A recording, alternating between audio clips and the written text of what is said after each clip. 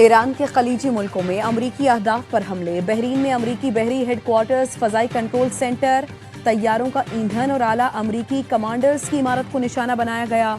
हमलों के बाद बहरी अड्डे से धुआं उठते देखा गया। सऊदी दारुल हुकूमत रियाद में अमरीकी सिफारत खाने पर ड्रोन हमला। सऊदी वजारत दिफा के मुताबिक अमरीकी सिफारत खाने से 2 ड्रोन टकराए, इमारत को आग लग गई। 8 ड्रोन को फजा में ही तबाह कर दिया गया। पासदाराने इनकलाब ने फिर अमरीकी बहरी बेड़े अब्राहम लिंकन पर 4 क्रूज मिसाइल दाग दिए। दावा किया दोहा में अमरीकी अल-उदैद एयरबेस को निशाना बनाया गया। फजीरा में ऑयल इंडस्ट्री जोन में ईरानी ड्रोन का मलबा गिरने से आग लग गई। दुबई में ऑस्ट्रेलवी एयरबेस पर ड्रोन हमले। अमेजॉन ने यूएई में 2 डेटा सेंटर्स पर ईरानी हमले की तस्दीक कर दी। अमेजॉन का कहना है डेटा सेंटर्स ड्रोन हमले का निशाना बने। ओमान में भी अल-कदम एयरपोर्ट पर हमला किया गया।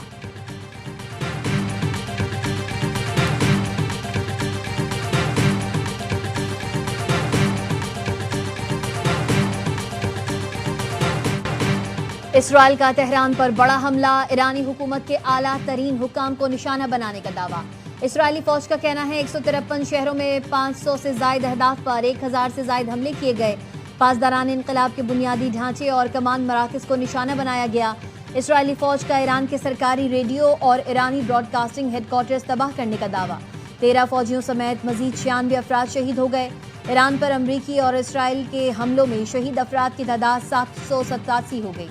अमेरिका ने ईरान पर टोमाहाक मिसाइल बरसाए।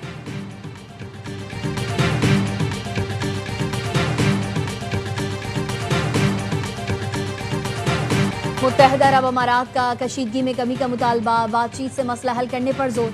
तर्जुमान वजारत दिफा ने आला हुकाम के साथ प्रेस ब्रीफिंग में बताया ईरान की जानिब से मुत्तहदा अरब अमारात पर 186 मिसाइल दागे गए। डिफेंस सिस्टम ने 172 मिसाइल नाकारा बनाए। 13 समंदर में गिरे। 812 ईरानी ड्रोन्स में से 755 तबाह किए। हमलों में 3 अफराद जाँ बहक, 68 अफराद जख्मी हुए। मुल्क की खुद मुख्तारी पर कोई समझौता नहीं करेंगे। प्रेस ब्रीफिंग में इमाराती हुकाम की जानिब से मिसाइलों का तबाह मलबा भी दिखाया गया।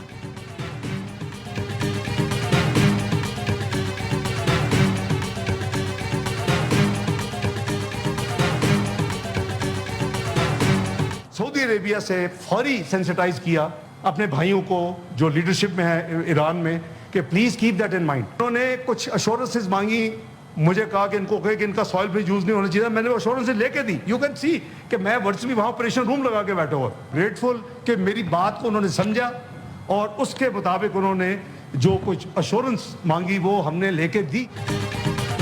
हमने ईरान से कहा पाकिस्तान का सऊदी अरब से दिफाई मुआहिदा है, उन पर हमले न करें। ईरान ने जमानत मांगी कि सऊदी सरजमीन ईरान के खिलाफ इस्तेमाल नहीं होगी। हमारी दरखास्त पर सऊदी अरब ने ईरान को जमानत दी। नायब वज़ीर आज़म इसहाक डार की मीडिया ब्रीफिंग। सेनेट में इजहार ख्याल करते हुए कहा पाकिस्तान दिलो जान से ईरान के साथ है। मुल्क के अंदर इस मामले को गलत रंग देना ठीक नहीं। फरीकैन को मुज़ाकरात की मेज पर लाने की कोशिश कर रहे हैं।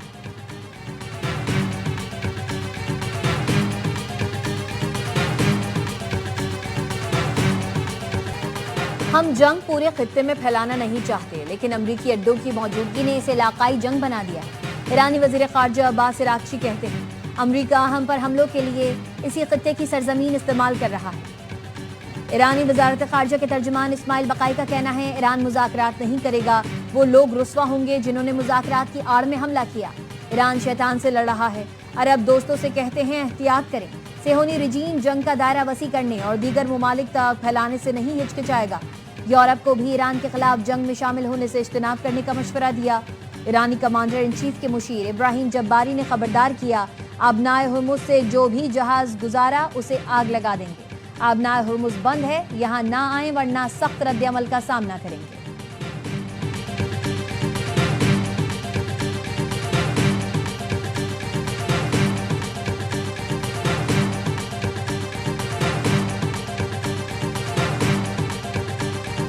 अमेरिका के पास हथियारों का बड़ा जखीरा है, हमेशा जंग लड़ सकता है। सदर ट्रंप ने एक्स पर लिखा हमारे आला दर्जे के हथियार दूर दराज मुल्कों में महफूज हैं। हम जीतने के लिए तैयार हैं। ईरान के खिलाफ जंग में मदद न करने पर अमरीकी सदर बरहम। कहा बरतानवी वज़ीर आज़म कियर स्टारमर ने मदद नहीं की। सोचा नहीं था बरतानिया की जानिब से ऐसे रवैये का सामना होगा। बहुत दुख हुआ। पहले जैसा ताल्लुक नहीं रहा। गुज़श्ता रोज कियर स्टामर ने कहा था वो ईरान में रजीम की तब्दीली चाहते हैं, लेकिन फ़ज़ाई हमलों के जरिए हुकूमत की तब्दीली पर यकीन नहीं रखते।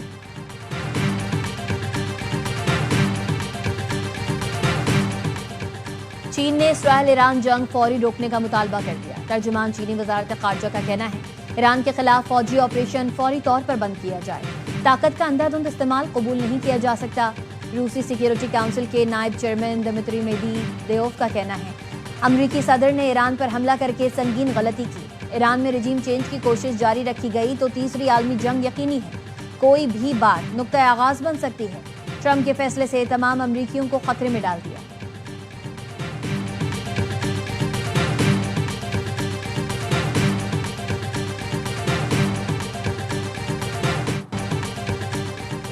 कराची में अमरीकी काउंसलेट के बाहर फायरिंग का जख्मी एक और नौजवान दम तोड़ गया। जाँ बहक अफराद की तादाद 11 हो गई। अमरीकी काउंसिल खाने के बाहर एहतजाज, हंगामा आराई और जलाओ घिराव के 3 मुकदमात दर्ज। कत्ल, इक़दाम कत्ल, दहशतगर्दी, हंगामा आराई और जलाओ घिराव की दिफात शामिल। मुकदमे में कहा गया है मजहबी जमात ने अमरीकी काउंसिल खाने के बाहर एहतजाज किया। कुछ अफराद काउंसिल खाने में घुस गए, तोड़ फोड़ की और आग लगाने की कोशिश की। शरपसंद अफराद ने ट्रैफिक पुलिस चौकी को आग लगाई, बख्तर बंद को भी जला डाला।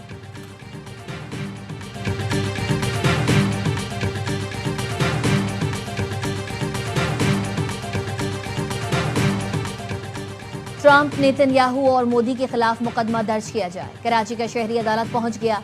अदालत का नोटिस 5 मार्च को जवाब तलब। अदालत ने prosecution, SSP, complain cell Keamari और एसएचओ डॉग्स को नोटिस जारी किया। दरख्वास्त गुजार ने मौक़िफ़ अपनाया। इसराइल ने भारत के साथ मिलकर पाकिस्तान में अफरा तफरी पैदा की।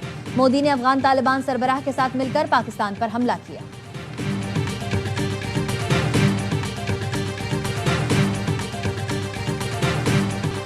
सोना और चांदी की कीमतों में बड़ी कमी। पाकिस्तान में फी तोला सोना 13,900 रुपए कम होकर 5,49,962 रुपए का हो गया। बैनुल अक़वामी मार्केट में फी ऑन सोना $139 सस्ता हुआ। पाकिस्तान में फी तोला चांदी 1146 रुपए कमी के साथ 8,904 रुपए की हो गई।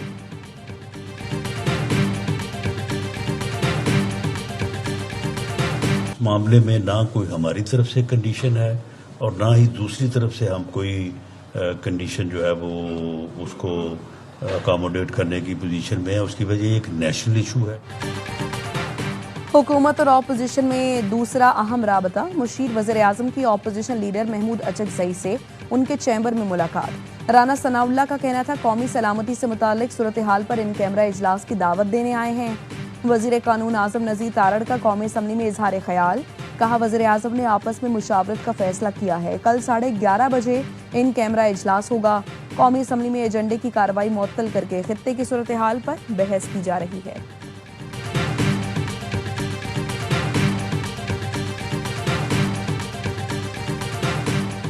तोशाखाना फौजदारी केस और बानी पीटीआई की शिफा अस्पताल में इलाज की मुतफर्रिक दरख्वास्तों पर समाअत।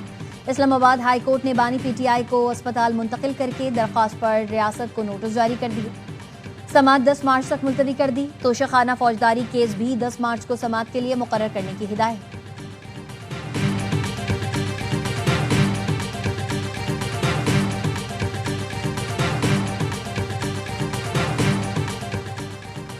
बानी पीटीआई की 6 और बुशरा बीबी की एक मुकदमे में जमानत कबल अज गिरफ्तारी का तहरीरी फैसला जारी।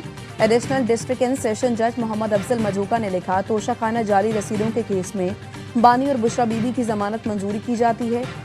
प्रोसिक्यूशन दोनों के खिलाफ कोई सबूत पेश नहीं कर सका। प्रोसिक्यूशन की जानिब से कहा गया रसीद सोशल मीडिया पर देखी, आज तक रसीद का फॉरेंसिक ही नहीं करवाया गया। प्रोसिक्यूशन बानी पीटीआई की अफवाज पाकिस्तान के खिलाफ तकरीर या सबूत पेश नहीं कर सका। एहतजाज के मुकदमात में बानी पीटीआई की जाए वक़्वा पर मौजूदगी साबित नहीं होती।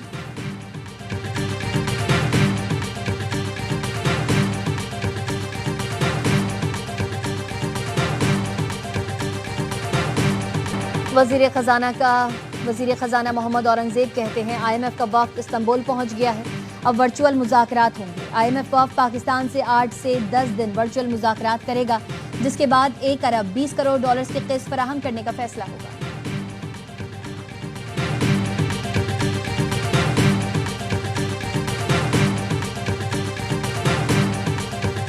टीम अब इस्तांबुल में है तो वो जो हमारा सारा स्केड्यूल था, वो सारी डिस्कशन जो है वर्चुअली हो रही है and is going in line with the schedule. कितने दिन जारी रहेगी सर?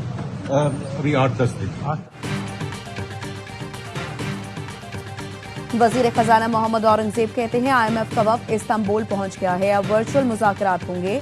IMF वफ्द पाकिस्तान से 8 से 10 दिन में वर्चुअल मुज़ाकरात करेगा, जिसके बाद $1 अरब 20 करोड़ की किस्त फराहम करने का फैसला होगा।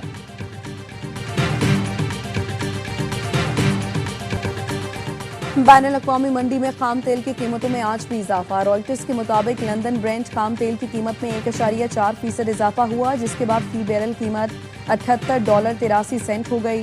वेस्ट टेक्सास खाम तेल 1% इजाफे से $71.79 फी बैरल पर पहुंच गया। ईरानी हमले के बाद कतर ने LNG प्रोडक्शन प्लांट बंद कर दिया। गैर मुल्की मीडिया के मुताबिक हमले में प्लांट पर नुकसानात का जायजा लिया जा रहा है। इस प्रोडक्शन जोन से कतर दुनिया भर में LNG एक्सपोर्ट करता है। पाकिस्तान भी कतर से तकरीबन 5 LNG जहाज मंगवाता है। आबनाए हुर्मुज़ बंद होने से पाकिस्तान में गैस की बड़ी कमी पैदा हो सकती है।